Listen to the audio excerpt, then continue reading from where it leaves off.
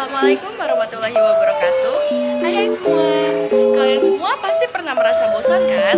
Nah, rasa bosan tersebut dapat dihilangkan dengan beberapa cara. Salah satu cara untuk menghilangkan bosan yaitu dengan bermain game.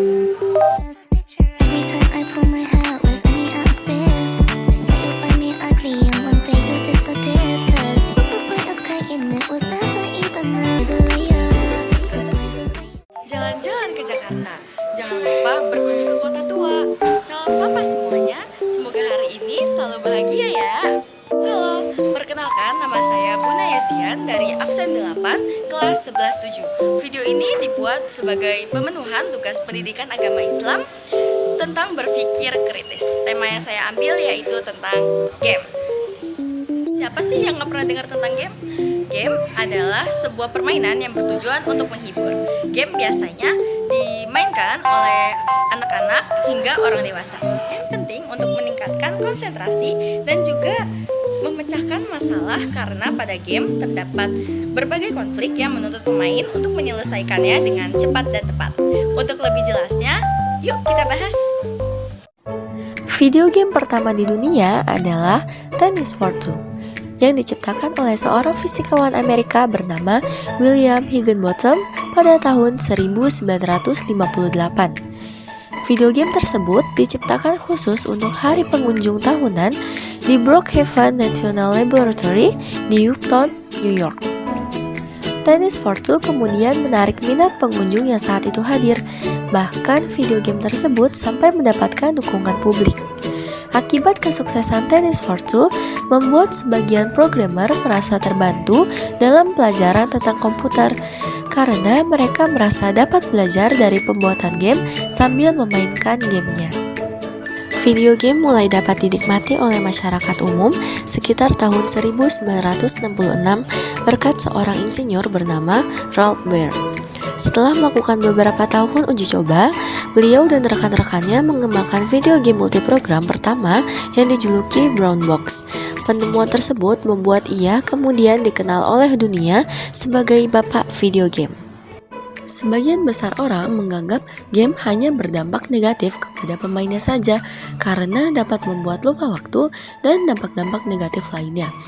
Namun, game juga memiliki dampak positif yang mungkin tidak banyak orang ketahui. Beberapa di antaranya adalah aktivitas yang terlibat dalam game seperti pemecahan teka-teki, pengambilan keputusan, dan perencanaan strategi dapat mengasah keterampilan problem solving bagi pemainnya. Bermain game juga dapat menjadi cara untuk mengurangi stres. Ketika bermain game, fokus akan beralih dari tekanan sehari-hari ke dunia virtual yang penuh tantangan dan kesenangan. Hal ini dapat memberikan rasa lega dan membantu untuk mengurangi tingkat stres.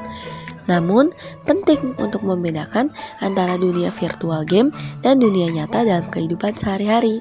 Selain itu, waktu yang dihabiskan untuk bermain game juga harus diatur dengan bijak, supaya tidak mengganggu konsentrasi pada tugas-tugas penting di kehidupan nyata. Selain itu, game juga dapat meningkatkan rasa kesabaran dan pantang menyerah, karena sebagian besar game memiliki level dan tingkatan yang berbeda.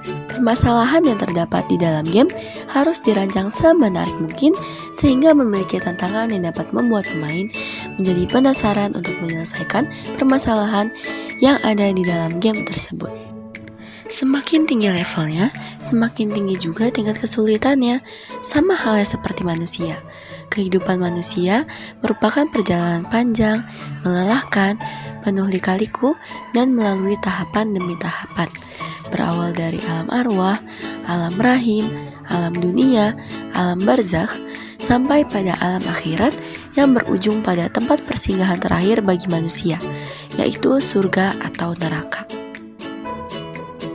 Dalam firman Allah, Quran Surat Al-Anbiya ayat 35, yang artinya, setiap yang bernyawa pasti akan merasakan mati.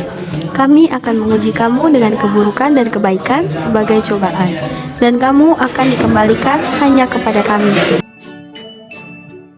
Dalam hidup, tentunya banyak masalah yang dilewati.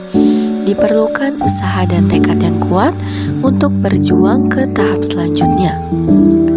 Setiap langkah yang kita ambil, setiap pengalaman yang kita lewati dan setiap kegagalan yang kita alami adalah bagian dari perjalanan hidup yang membentuk kita menjadi pribadi yang lebih kuat dan bijaksana. Sebelum penutupan, aku ada pantun dulu nih. Kuda gagah, rambut berponi, dipacu kuat, melaju cepat. Sekian sudah video kali ini, semoga dapat memberikan manfaat. Wassalamualaikum warahmatullahi wabarakatuh.